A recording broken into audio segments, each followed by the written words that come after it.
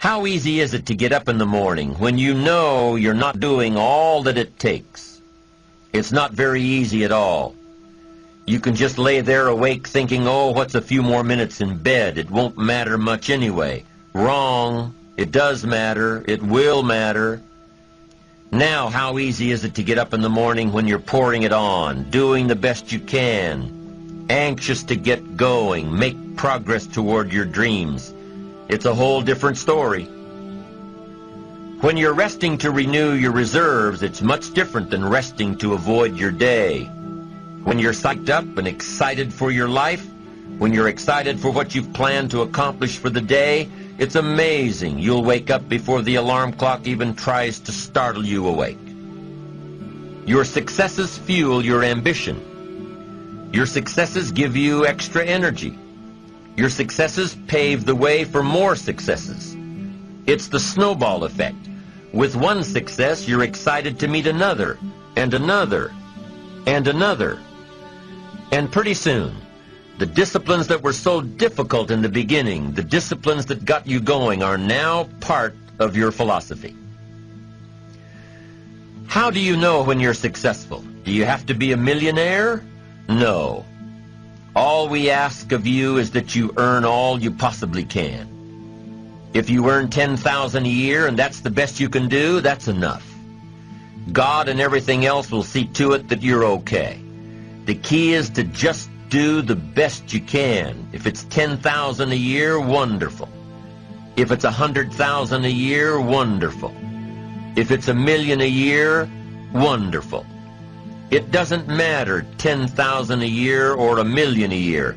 It doesn't matter as long as you've done the best you possibly can. Earn the most you possibly can. Be the most you possibly can. And here's why. The essence of life is growth. The essence of life is growth, to do the best you can.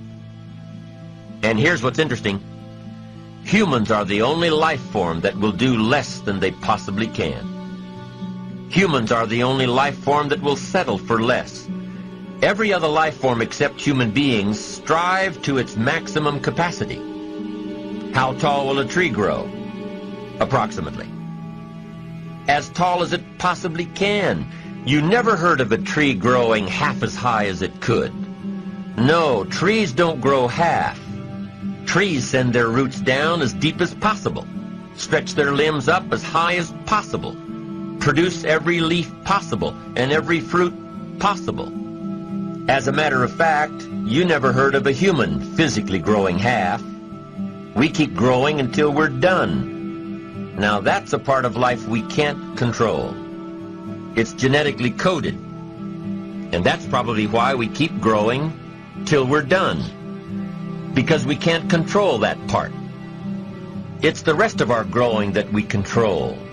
The growing of our minds, the expansion of our minds, that we can control.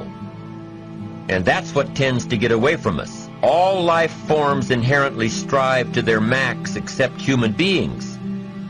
Now, why wouldn't human beings strive to their maximum possibility? Here's why. Because we've been given the dignity of choice. It makes us different than alligators and trees and birds. The dignity of choice makes us different than all other life forms. And here's the choice. To become part of what we could be, enough to get by, or to become all that we can be. My best advice for you is to choose the all. Earn all you can, make all the friends you can, read as many books as you can, develop as many skills as you can, see as much as possible, do as much as possible, make as much fortune as possible, give as much of it away as possible. The max. There's no life like it. I'm telling you, once I got on track, I've never looked back.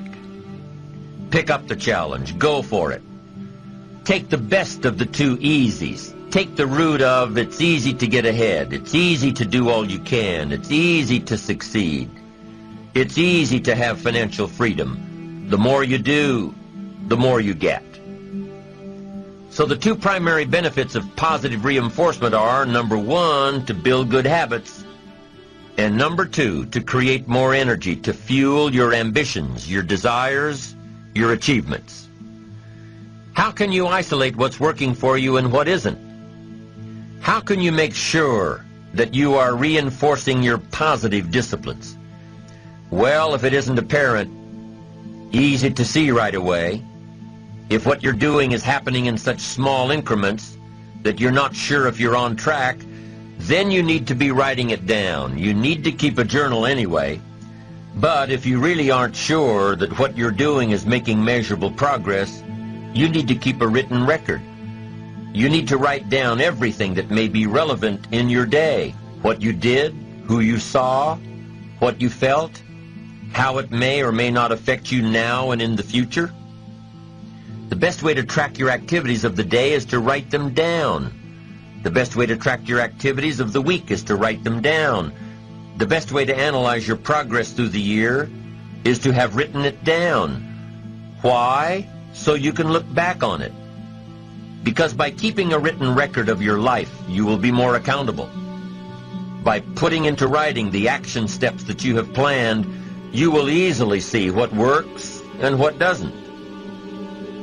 Most people just try to get through the day, never writing anything down, never keeping track of their progress along the way, never really knowing if they are doing all they can to reach their goals, to drive their ambition. But gifted people learn to get from the day. They don't let a day end without picking up some valuable experience, some emotional content, some idea that may positively affect their future. To get the most from a day, to learn the most from a day, you need to be able to reflect on the day. And how can you reflect on a day unless you record it in history?